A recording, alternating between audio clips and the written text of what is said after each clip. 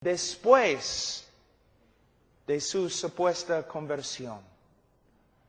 La Biblia enseña claramente, mira lo que dice en 17, de modo que si alguno está en Cristo. La enseñanza es cualquier persona que de verdad está en Cristo, nueva criatura es. Ahora, hemos reducido la conversión en una decisión humana y nada más. Una persona hace su decisión para seguir al Señor, pero no es lo que la Escritura enseña. La conversión verdadera,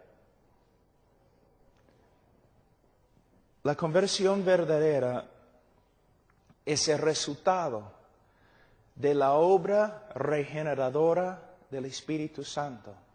Si una persona llega a ser cristiano, es por medio de una obra sobrenatural de Dios. Una persona que llega a ser cristiano ha sido cambiado y ha llegado a ser una nueva criatura, algo totalmente diferente. No es que simplemente ha cambiado de opinión, no es que simplemente ha hecho una decisión. Ontológicamente, hay una palabra, ontología, que proviene de una palabra griega, ontos, que se refiere a nuestro ser, la esencia de lo que somos. Una persona, cuando se convierte, cambia ontológicamente. Su misma esencia se transforma. El hombre que llega a ser cristiano de verdad se transforma de adentro, su naturaleza cambia. Dios, según Ezequiel capítulo 36, Dios saca su corazón de piedra y pone en su lugar un corazón de carne.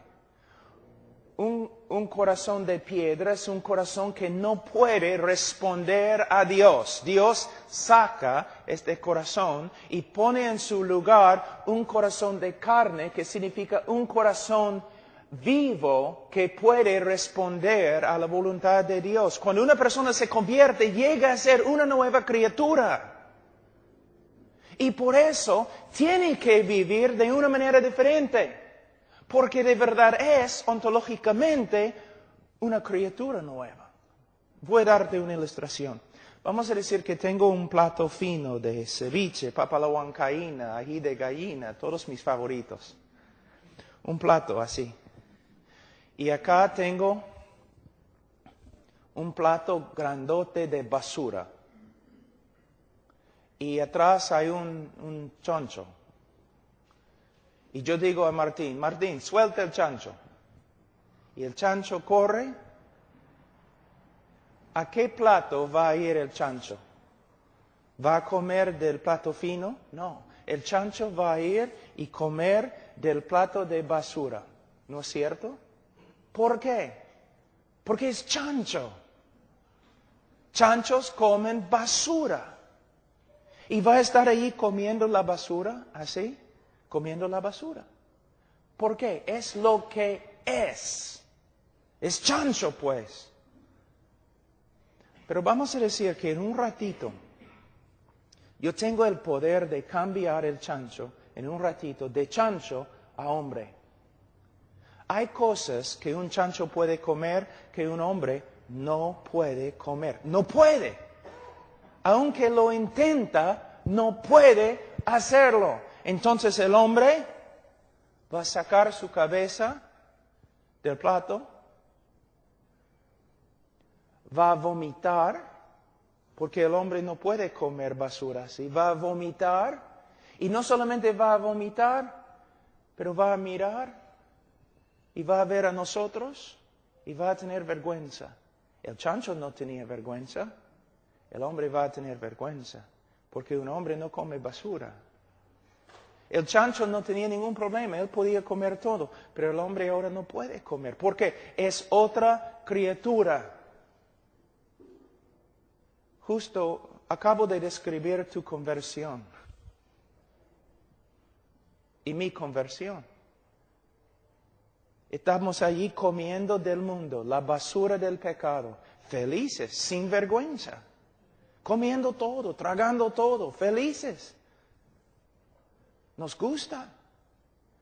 Pero un día el Señor nos regeneró, nos recreó. Ahora somos nuevas criaturas. No queremos comer de la basura. ¿Te gusta comer? Se nota que a algunos de ustedes les gusta comer. ¿Te gusta comer? Entonces voy a poner acá un plato muy fino de un ceviche, pero de Sullana, pues, de mero, ¿no? Entonces cada uno de ustedes, especialmente hermano Zacarías, ustedes van a ser tentados. Ay, caramba, casi no puedo resistir. Tentado. Pero si yo pongo acá un plato de vómito de perro, ninguno de ustedes van a ser tentados. En vez de ser tentados, ustedes van a querer alejarse de este vómito. ¿Por qué?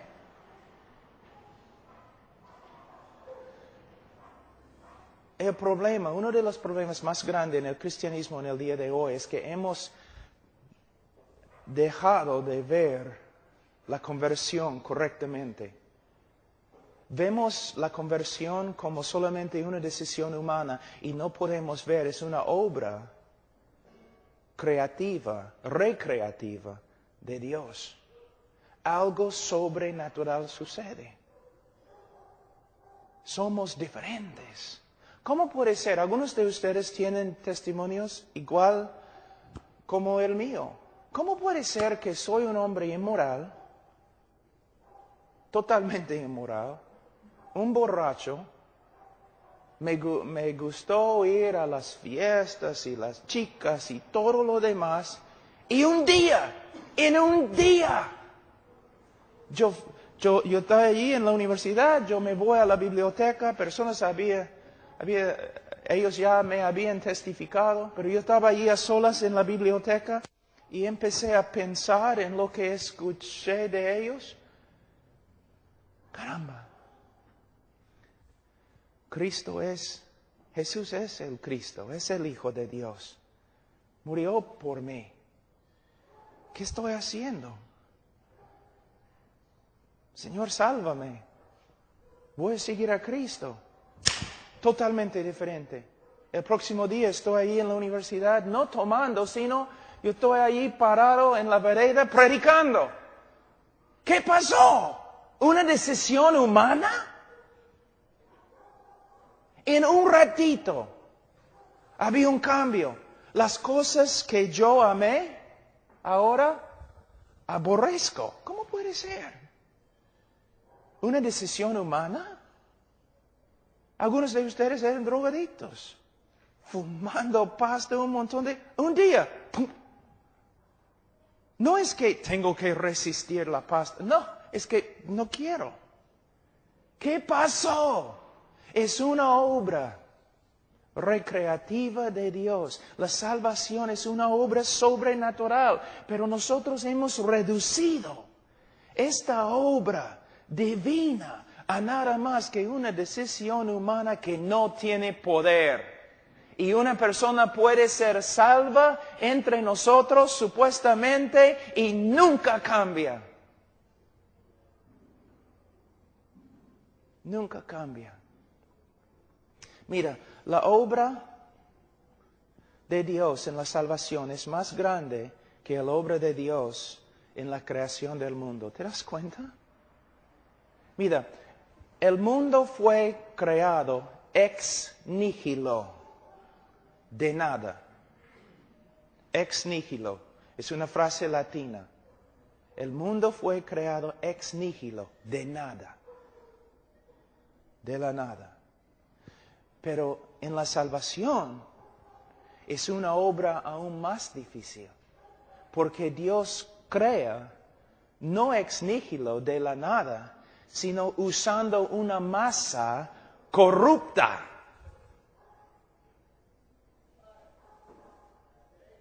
Y de esa masa corrupta, Él recrea un hombre nuevo. Entonces, ¿los cristianos pecan? Sí. ¿Los cristianos pueden caer en pecado? Sí. ¿Los cristianos pueden caer en carnalidad? Sí. ¿Pueden quedarse allí como estilo de vida? No.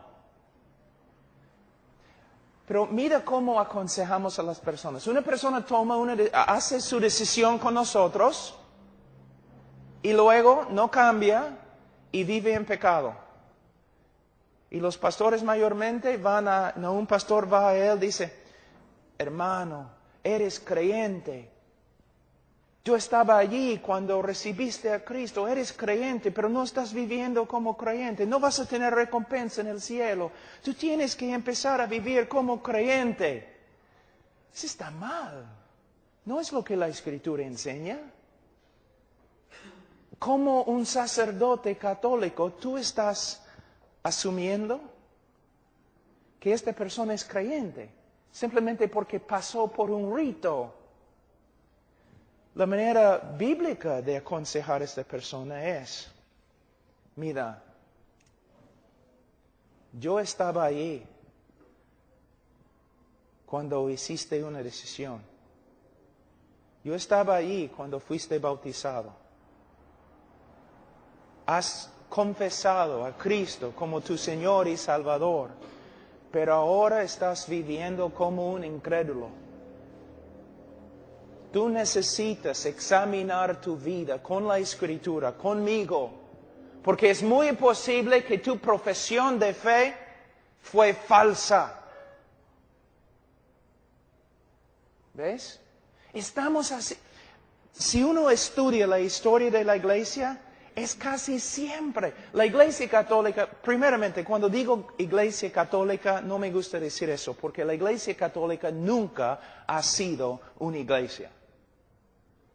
Es muy importante entender eso. La Iglesia Católica siempre ha sido una abominación desde el comienzo.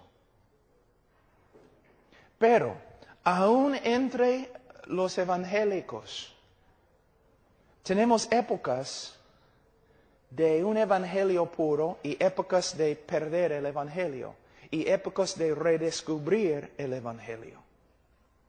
Mira, en Inglaterra, por ejemplo, la iglesia evangélica, vamos a decir, perdió la doctrina de regeneración. Y todos en la iglesia se creían salvos. ¿Por qué? Porque no habían hecho su decisión. Asistían a la iglesia cada domingo, pero no había vida, no había crecimiento, no había devoción pura, solamente religión. Fidelidad a un culto, nada más. Pero de ahí vinieron predicadores como Jorge Whitfield, aún Juan y Carlos Wesley, Daniel Rollins, Hal Harris y otros que decían, no. La evidencia de que somos salvos por medio de la fe es que hay vida espiritual. No solamente que asistimos a un culto, no solamente que decimos que ya hemos hecho nuestra decisión. La evidencia de la fe verdadera es que hay vida espiritual y nosotros vivimos como cristianos. Ahora, mira lo que dice De modo que si alguno está en Cristo, nueva criatura es. Las cosas viejas pasaron, he aquí, todas son hechas nuevas. ¿Y por qué? Porque podemos tener la confianza que en cada creyente verdadero va a haber una transformación. Y todo esto proviene de Dios. La salvación es una obra de Dios. Es una obra de Dios. Y el que comenzó la obra va a cumplir la obra. ¿Por qué? Por causa de su reputación. Mira, Israel, Dios había salvado a Israel de Egipto. Pero Israel se rebeló contra Dios en el desierto. Dios probó a Moisés diciendo, Moisés, aléjate de ellos, voy a destruirlos y voy a hacer de ti un pueblo nuevo. Moisés intercedió diciendo, no, Señor, porque tus enemigos van a decir que aunque tuviste poder para sacarlos del Egipto, no tenías suficiente poder para meterlos o llevarlos a su tierra. Tus enemigos van a hablar de ti diciendo que no tienes poder, que no eres fuerte, que no eres el Dios de los dioses, porque fracasaste. Tú pudiste salvarlos de Egipto, pero no puedes llevarlos a su tierra. No puedes terminar lo que has empezado. Pero eso es exactamente lo que nosotros estamos diciendo en el día de hoy. ¿De verdad? Nosotros decimos, sí, Dios ha salvado a esta persona, pero Dios no puede cambiarlo porque esta persona no quiere.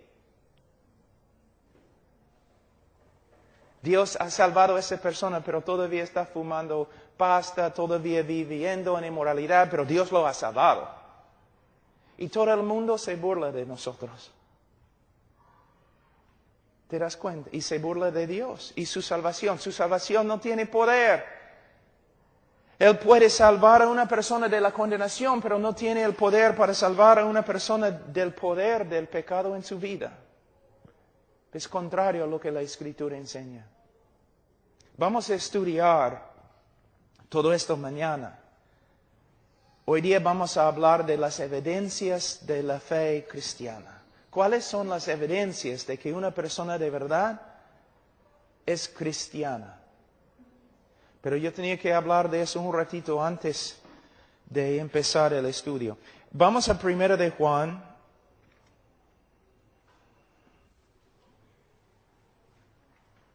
Capítulo 5.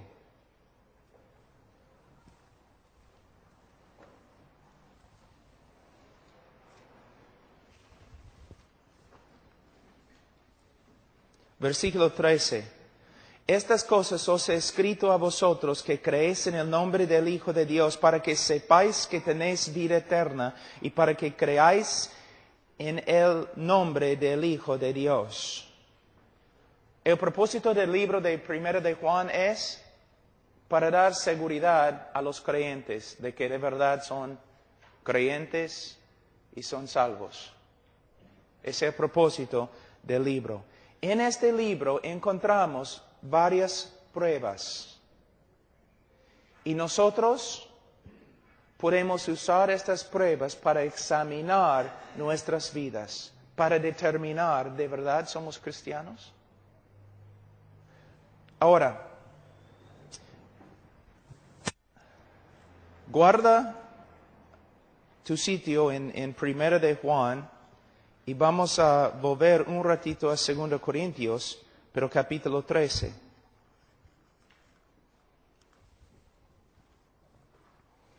Versículo 5. Now, había personas en la iglesia en Corinto que no estaban portándose como creyentes. ¿Por qué? Porque por lo menos algunos de ellos no eran creyentes. Entonces Pablo vino a la iglesia en Corinto por medio de esta carta y mira lo que dice. En capítulo 13, versículo 5 de 2 Corintios, él dice, examinaos a vosotros mismos si estáis en la fe, probaos a vosotros mismos. ¿Cuándo es la última vez que dijiste a un hermano que debe hacer eso? ¿Que debía hacer eso? Cuando un hermano o una persona en la iglesia no está viviendo conforme a las Escrituras, ¿qué le has dicho? Le has dicho, oye hermano, eres hermano, debes portarte como un hermano, no vas a tener recompensa en el cielo, eres salvo pero no te portas como cristiano. No, debes ir al hermano diciendo, hermano, examínate a ti mismo para ver si eres creyente. Pruébate a ti mismo. Examina, hermano, tu vida a la luz de la Escritura para ver si eres creyente. ¿Ves la diferencia? ¿Cuántos pueden ver la diferencia? ¿Ves la diferencia? Hay una diferencia grande. Nosotros presumimos que la persona es creyente. Y empezamos a aconsejar, diciendo, es creyente, ahora voy a aconsejarlo. Pero no es lo que la Biblia dice, es lo que la Iglesia Católica hace. Cuando la Iglesia Católica ve a un católico en la calle viviendo como un diablo, el sacerdote no va a él diciendo, no eres creyente, no eres cristiano, no eres católico. Solamente le dice, mire, tienes que empezar a portarte como un católico. ¿Ves? Nosotros hacemos lo mismo. Asumimos que es creyente, que sea creyente. Cuando lo que debemos hacer es mirar su vida y decir, no estás viviendo como creyente. Es muy posible que no seas creyente. Examínate a la luz de la Escritura para ver si eres salvo. Algunas personas dicen, pero la Escritura dice que no debemos juzgar. Bueno, debes tener cuidado porque estás torciendo la Escritura como Satanás. No es lo que significa. Porque en el mismo capítulo 7 de Mateo, Cristo dice que debemos juzgar sus frutos. Uno de los trabajos del pastor, una de las tareas, por ejemplo, nosotros, todo nuestro ministerio de HeartCry, nos hemos mudado a una iglesia en Alabama. ¿Saben por qué? Una sola razón, el evangelio que ellos predican. Y su manera de cuidar su rebaño. De verdad. Y practiquen disciplina bíblica en la iglesia. Mira cómo es. Un jovencito, a través de un club bíblico o escuela dominical o algo, hace su decisión. Después, cuando tiene como 13, 14 años, comienza a vivir, ¿no? Con sus amigos en la calle, pecando, rebelándose contra su papá, su mamá, todo lo demás. Entonces, muchas veces su mamá, o aún el pastor o su papá, se acerca a él diciendo, oye, Juan, eres creyente, no debes vivir así en borrachera y con las chicas malas. Eres creyente, debes volver a la iglesia. Mira lo que estás haciendo, lo mismo como la iglesia católica. Lo que hay que decir a Juan es lo siguiente, Juan, fuiste bautizado en la iglesia, dijiste a todos que eres creyente. Pero Juan, no te estás portando como creyente, te has apartado de la fe. Juan, no hay posibilidad de perder la salvación si uno es creyente. Pero Juan, es muy posible que no eres creyente, porque no vives como creyente.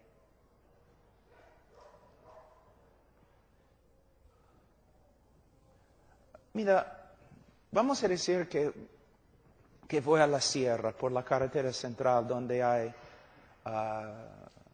lamas, llamas. Y como gringuito yo digo, qué bonito, qué bonita vaca. Y tú dices, Pablo, no es vaca, es llama. No es vaquita, ven vaquita. No, Pablo, no es una vaca, es una llama. Pero no es una vaca. Pablo, siéntate. Mira, una llama tiene las siguientes características. Una vaca tiene otras características. Este animal tiene características de una llama. No tiene las características de una vaca. ¿Por qué podemos usar lógica así con respecto a los animales, pero los pastores no pueden usar la misma lógica en la iglesia? ¿Habla como creyente? No. ¿Vive como creyente? No. ¿Piensa como creyente? No. Pero es creyente. ¿Por qué? Porque yo estaba allí cuando hizo su decisión, cuando oró su oración, cuando pasó por este rito evangélico mío. ¿Y cuántas personas están en la calle ahora viviendo como diablos, pero se creen salvos por causa de ti y tu manera de evangelizar? Porque tú le dijiste que era salvo. Porque pasó por tu rito evangélico, igualito al sacerdote católico, que dice a todos los peruanos que son salvos porque una vez en su vida fueron bautizados como niños. ¿Te asusta? Debe asustarte. Debe asustarte. ¿La salvación es por medio de la fe? Solo por medio de la fe. ¿Por medio de obras? No, es blasfemia decir que la salvación es por medio de obras. Pero nosotros hemos reducido el Evangelio y la invitación a nada más que un rito evangélico que es la hermana del rito católico. Y hay un montón de personas que se creen evangélicos, que están cometiendo fornicación constantemente, están viviendo en inmoralidad y todo lo demás, pero se creen salvos por causa de nuestras prédicas. Es así. Y si tú dices no, entonces vamos a volver a la escritura, pero también vamos a volver a la historia de la iglesia. Vamos a volver a los padres, los bautistas tempranos, y vamos a comparar nuestra manera de evangelismo con ellos. Y vamos a ver algo completamente diferente. Porque cuando ellos predicaron, ellos también dijeron, la invitación es arrepiéntete y cree en el Evangelio. Y la evidencia de que has creído es que tu vida cambia, porque si alguno está en Cristo, nueva criatura es. Y si tú te dices cristiano, pero no cambias, entonces examínate a la luz de las Escrituras para ver si eres creyente.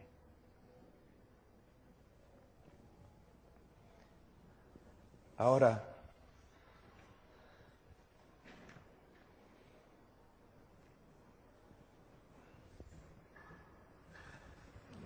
el tiempo vuela. Vamos a ver en 1 de Juan capítulo 5 versículo 13. Estas cosas os he escrito a vosotros que creéis en el nombre del Hijo de Dios, para que sepáis que tenéis vida eterna y para que creáis en el nombre del Hijo de Dios.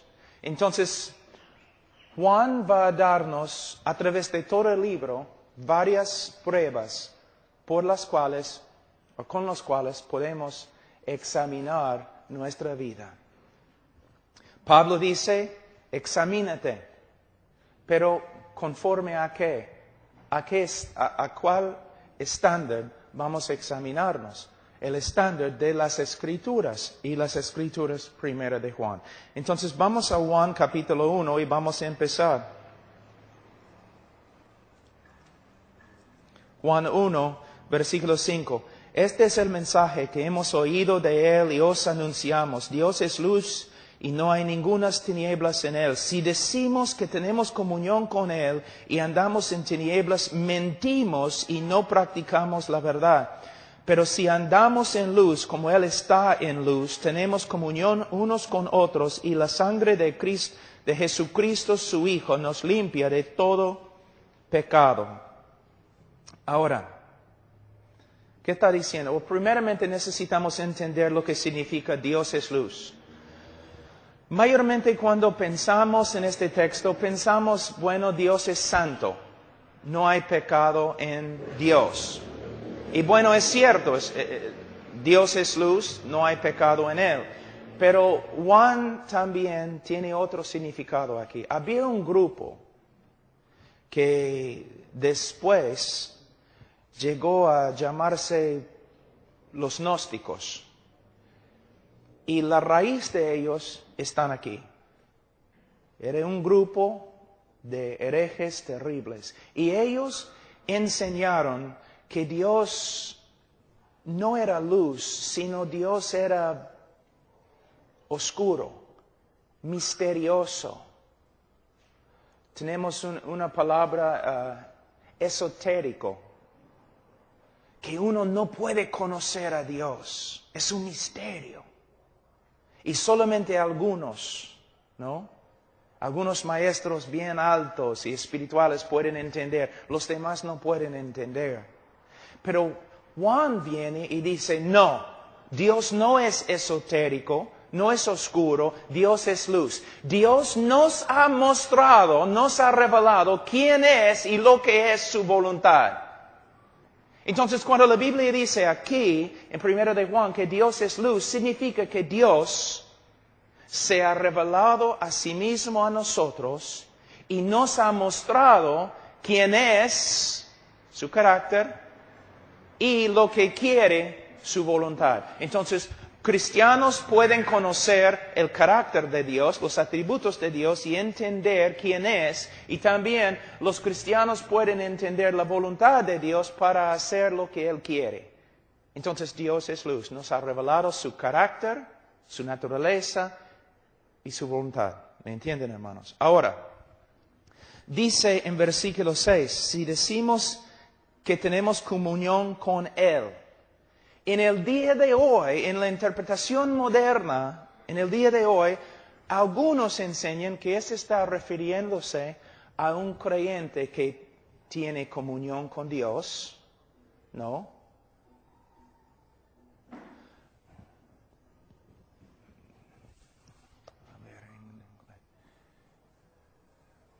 Ellos están enseñando que hay dos tipos acá. Que está hablando de cristianos que tienen comunión con Dios y cristianos que no tienen comunión con Dios. Pero no es la interpretación antigua ni la interpretación bíblica. Cuando la Biblia se refiere a una persona que tiene comunión con Dios, está refiriéndose a un creyente. Una persona que tiene comunión con Dios es creyente. Una persona que no tiene comunión con Dios no es creyente. Entonces no está hablando aquí de un creyente que puede tener comunión o otro creyente que no tiene comunión, sino si tienes comunión con Dios, eres creyente, si no tienes comunión con Dios, no eres creyente, es lo que está enseñando.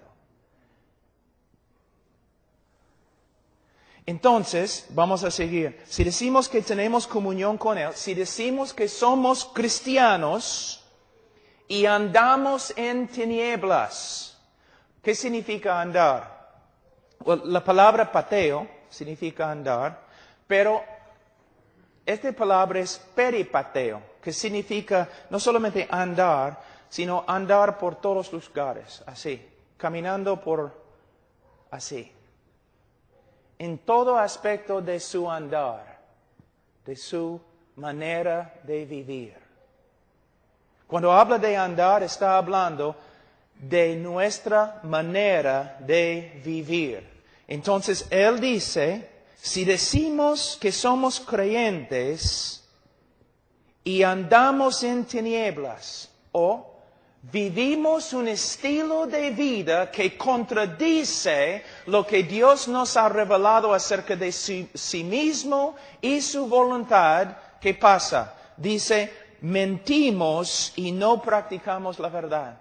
Entonces, una persona que dice que es creyente, pero su estilo de vida, no solamente un momento o 2 meses, pero su estilo de vida, después de confesar a Cristo como Salvador y Señor, después de supuestamente convertirse, si su estilo de vida contradice lo que sabemos acerca de los atributos de Dios, el carácter de Dios, su estilo de vida contradice la voluntad de Dios, él miente cuando dice que es creyente. Ahora, si tú me sigues con una cámara antigua que toma solamente una foto, ¿no? ¿Tú puedes seguirme? Y tarde o temprano vas a ver un pecado, ¿no es cierto? Y con tu cámara tú puedes, ¡pah! Así, ya. Pablo pecando, una foto, evidencia. Y tú puedes mostrar la foto acá, y tú puedes decir, mira, Pablo es pecador y no es creyente. Pero tú has tomado solamente un momento en mi vida, nada más.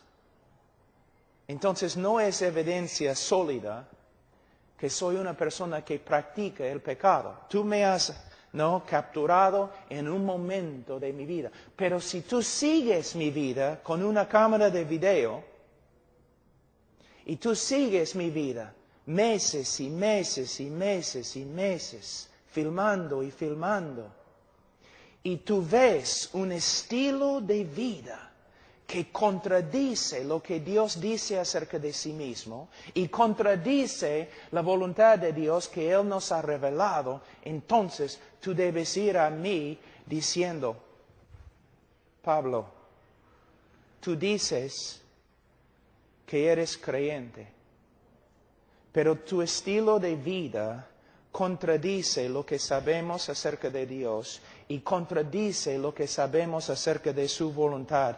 Pablo, debes examinarte, debes probarte para ver si estás en la fe. ¿Ves la diferencia? Una gran diferencia. Mira, los pastores antiguos tenían 2 preocupaciones principales que no se encuentran en la iglesia evangélica en el día de hoy. Sus preocupaciones principales eran, 1, predicando el evangelio verdadero. 2, cuidando al rebaño para asegurar que todos eran creyentes. En el día de hoy, predicamos el evangelio, un evangelio reducido a algunas leyes espirituales, y nunca nos preocupamos por la salvación de una persona. Asumimos que son salvos y luego solamente tratamos de discipularlos. Y la razón por la cual mucho del discipulado que hacemos fracasa es porque estamos tratando de discipular inconversos que no tienen el Espíritu Santo. Estamos tratando de enseñar a los cabríos para que se porten como ovejas. ¿Ves? Entonces, la primera prueba es, si una persona de verdad es cristiana, va a vivir un estilo de vida que se conforma a lo que sabemos del carácter de Dios y la voluntad de Dios. Pero si una persona vive una vida, y mira, como pastor, vamos a hablar como pastor.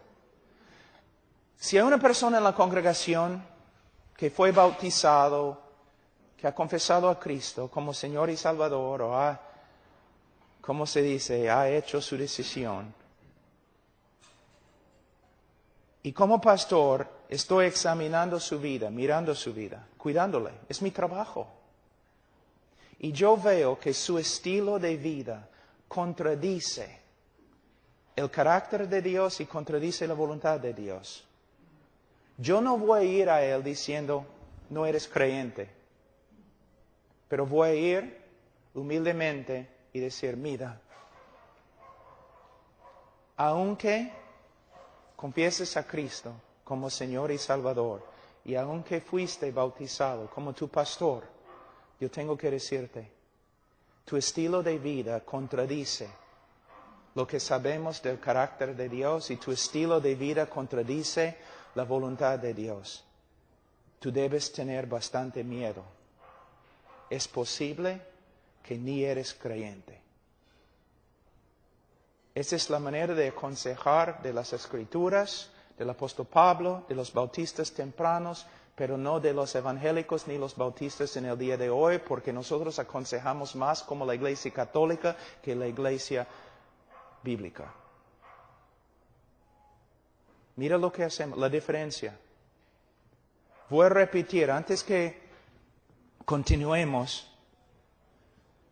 la Iglesia católica asume que una persona es católica, que es cristiana. Y cuando esa persona vive como diablo, ellos todavía asumen que es católica, que es cristiana, y solamente reprende a la persona diciendo, eres católico, debes vivir como un católico. La iglesia evangélica en el día de hoy, iglesia bautista, hace lo mismo. Porque tenemos esta superstición de evangelismo que usamos, de la persona tiene que hacer su decisión. Esta persona oró conmigo, por eso es salva. Tú no sabes que es salvo. Pero nosotros asumimos, ya, hiciste su decisión, es creyente. Pero cuando no vive como creyente, nosotros decimos, igualito a la Iglesia católica. Eres creyente, pero no estás viviendo como creyente. ¿Cómo sabes que es creyente? Si no se porta como creyente, muy posible no es creyente. Más bien debemos decir, confesaste a Cristo, pero no vives como creyente. Es muy posible que no eres creyente. Examínate, pruébate, conforme a este examen que tenemos en 1 de Juan. Entonces, la primera evidencia de que una persona es cristiana es que anda en la luz. Vive un estilo de vida que se conforma a lo que sabemos de la voluntad de Dios y el carácter de Dios. Ahora, la segunda prueba. Versículo 8. Si decimos que no tenemos pecado, nos engañamos a nosotros mismos y la verdad no está en nosotros. Si confesamos nuestros pecados, Él es fiel y justo para perdonarnos nuestros pecados y limpiarnos de toda maldad. Si decimos que no hemos pecado, le hacemos a Él mentiroso y su palabra no está en nosotros. Ahora, ¿qué significa? Significa lo siguiente. Primeramente, todos los cristianos van a luchar con el pecado. Pero hay una gran diferencia entre una persona que lucha contra el pecado y una persona que vive en el pecado como un estilo de vida. Aquí tenemos otra evidencia del cristianismo verdadero. El cristiano verdadero, cuando peca, el Espíritu Santo le va a convencer de su pecado, va a tener un corazón contrito, va a arrepentirse y va a confesar su pecado. Una de las evidencias más grandes de que una persona es cristiana no es que sea sin pecado, sino cuando peca. No puede vivir con su pecado, sino tiene que arrepentirse y confesar su pecado. Yo voy a darle, ¿me entienden, hermanos? Una de las evidencias más grandes del cristianismo es un corazón contrito que tiembla ante la palabra de Dios y confiesa su pecado. Su vida es una vida de confesión y contrición. Voy a darles un ejemplo. Y algunos de ustedes, pastores, van a reírse, porque es verdad. Una vez, pastor, estás predicando en la iglesia y el Señor comienza a hacer algo mientras estás predicando, quebrantando los corazones de personas, de creyentes, ¿no? El Espíritu Santo comienza a obrar quizás en el culto, estás hablando acerca de pecado o una cosa, y el Espíritu Santo comienza a quebrantar los corazones de los miembros de la iglesia. ¿No es interesante que casi siempre los que pasan adelante confesando su pecado y llorando son las personas más dedicadas en la iglesia? Y las personas más carnales en la iglesia se sientan ahí en la banca como si nada estuviera pasando. ¿Cómo es que las personas más devotas en la iglesia son las mismas personas que se quebrantan más en la iglesia? Y los más carnales nunca se quebrantan ni confiesan su pecado. ¿Por qué? Estamos viendo dos grupos, los cristianos en la iglesia y los incrédulos en la iglesia. No, de verdad. Un cristiano, un pecador tiene, como dice Ezequiel 36, un pecador tiene un corazón de piedra que no se quebranta. Un cristiano tiene un nuevo corazón de carne que es sensible a la voz de Dios y cuando peca se quebranta. Y es cierto que un creyente, no como un incrédulo, pero un creyente verdadero puede un tiempo endurecer su corazón contra lo que sabe es verdad. Pero tarde o temprano, por medio de una prédica, por medio de la reprensión de otro hermano, por medio de simplemente una obra del Espíritu Santo o por medio de la disciplina, se va a quebrantar. Ese es el propósito de la disciplina en la iglesia que no se practica en el día de hoy. ¿Y sabe qué? En las confesiones de los bautistas ellos siempre decían, si una iglesia no practica la disciplina bíblica, no es una iglesia verdadera. Es uno de los propósitos de la disciplina en la iglesia, de Gálatas capítulo 6, 1 y 2 y de Mateo 18. Si tú ves a un hermano y tú crees que el hermano está en pecado, tú tienes que ir al hermano y reprenderle a solas, tú. Si se arrepiente, has ganado a tu hermano. Pero si él no está de acuerdo contigo y dice, no he pecado, entonces debes traer otros dos contigo. Hombres sabios y maduros, quizás los pastores. Y tú tienes que hablar con tu hermano y los pastores o los otros dos hermanos tienen que juzgar para ver quién tiene razón. Y si ellos dicen también, hermano, este hermano tiene razón, estás en pecado, tienes que arrepentirte. Si el hermano se arrepiente, entonces han ganado a su hermano, gloria a Dios. Pero si no se arrepiente, entonces tiene que ir a la iglesia. Y ante la iglesia tiene que escuchar, porque la iglesia va a juzgar a los ángeles, la Biblia dice. La iglesia tiene que juzgar. El problema es que muchas personas en la iglesia son inconversos y no saben cómo juzgar. O no son maduros porque no estamos enseñando las Escrituras. Pero la iglesia tiene que juzgar. Si la iglesia juzga y todos están de acuerdo, este hermano está en pecado y no quiere arrepentirse, entonces tienen que ponerlo fuera de la iglesia y entregarle ¿a quién? A Satanás, al diablo. Ahora, ¿qué va a pasar cuando se entrega al diablo? Dos posibilidades. Hay una posibilidad que nada va a pasar. Que nada va a pasar. Quizás después de entregarle a Satanás, él va a prosperar. que nada va a pasar, que no va a regresar a la iglesia, todo tranquilo. ¿Sabe lo que significa? Es incrédulo. Es incrédulo. Pero si se entrega a Satanás y el hombre sufre y sufre y sufre y vuelva a la iglesia arrepentido, ¿qué significa? Es creyente. Porque Dios, hermanos, mira, cuán débil es nuestro Dios, ¿no? Dios quiere hacer tantas cosas en tu vida, pero tú no permites que Dios obre. ¿Tú no permites que Dios obre? ¿Desde cuándo?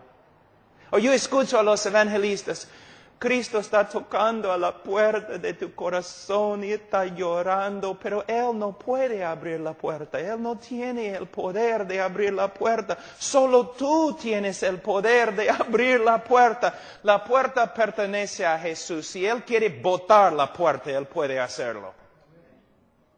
¿Qué Dios tienes? Un Dios de psicología. El que comenzó la buena obra la va a perfeccionar. Sí. Entonces, la segunda evidencia es que el cristiano verdadero, aunque peque, va a ser sensible a su pecado, va a arrepentirse y va a confesar su pecado. Ahora, otra prueba, versículo 6, capítulo 2. El que dice que permanece en Él debe andar como Él anduvo. Tú dices, entonces, Pablo, todos nosotros vamos al infierno. ¿Quién anda como Cristo? Tienes que entender lo que está diciendo. De nuevo está hablando de un estilo de vida. ¿Cómo? Una ilustración. Cuando yo era niño, chibolo de 5 o 6 años, nosotros vivimos en una chacra, teníamos caballos y vacas y todo lo demás. Y mi papá siempre, como a las 5:30 de la mañana, él entró a mi cuarto, siempre. Pablo, levántate, no hay descanso para los malos. ¿No? Entonces, ya me levanté, ¿no? Así, siempre.